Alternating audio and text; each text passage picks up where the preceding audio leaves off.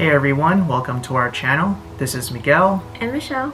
We are Filipino-American artists and siblings, and on this channel you could see we did a lot of speed drawing videos. So today we will be reviewing one of them, and today we will be looking at a speed drawing of Dante Basco.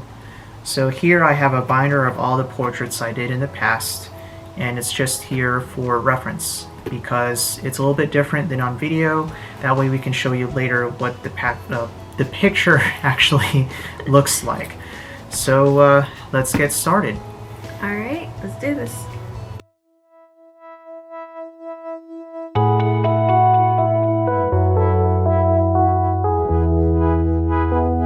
Oh, and if you're Dante Basco and you happen to be watching, hi, big fan.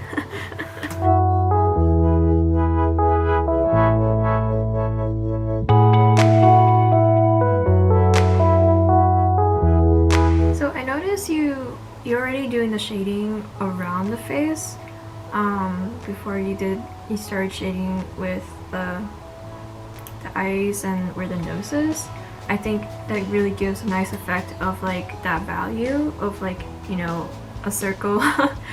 So right here you have, you know, the oval values.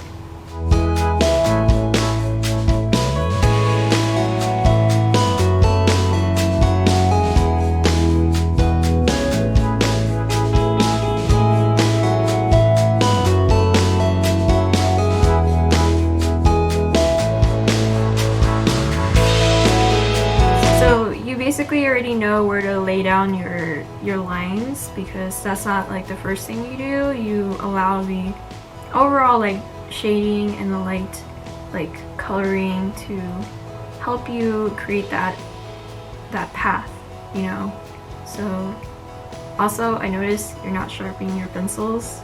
So yeah, it's very important to sharpen the pencils because it really affects the way, especially if it's slightly bent a particular direction, it's not going to be accurate when you lay down the pencil on the paper. So sometimes people, you know, some artists don't want to be bothered with like maintenance stuff, but I always sharpen all my pencils ahead of time. That way you can get that worry out of the way, so you can be guaranteed that every lead you use is going to be sharp enough. So yeah, always make sure they're all sharpened.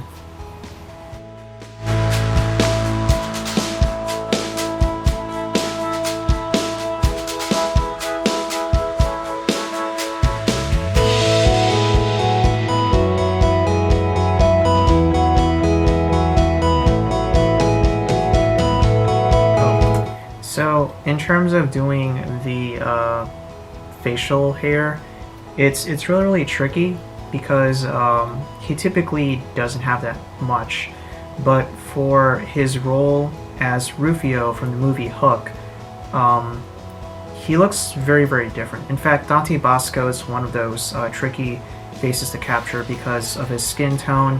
Depending on the lighting and everything, he can go from pale Asian white to like Indio brown. And for this strategy, I decided to take a role that he's most famous with because everyone knows what Rufio looks like. And because you know what Rufio looks like, you know what Dante Basco looks like as Rufio. Mm-hmm. So it's one of those tricks you can do when you're drawing a celebrity. Pick a well-known role that they have, that way it's easy to identify and copy.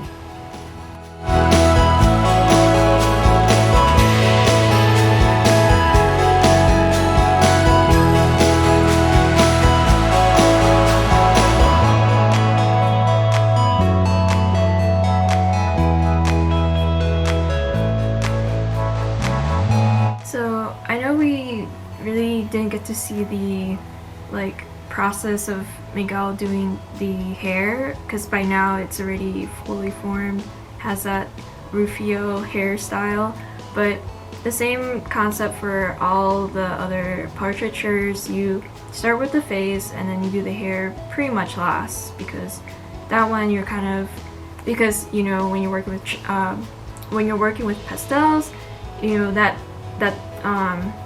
what do you call it, like the crumbs of it will like fall down the face, and that should be easy for you to like blow away.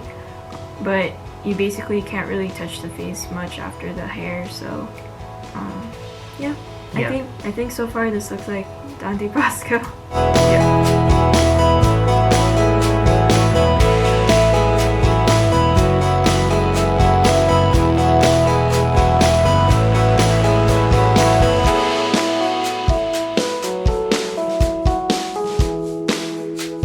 Nice.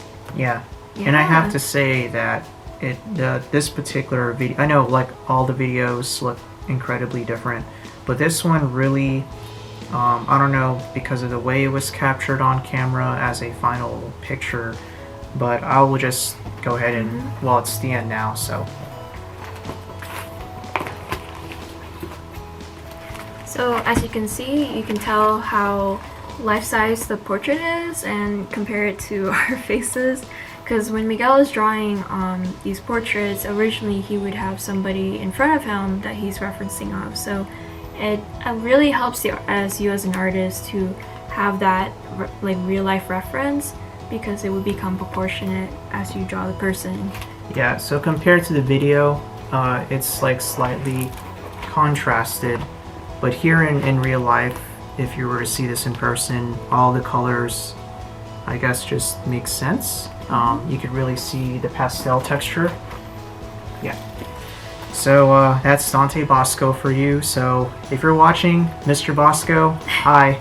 I hope you like that picture.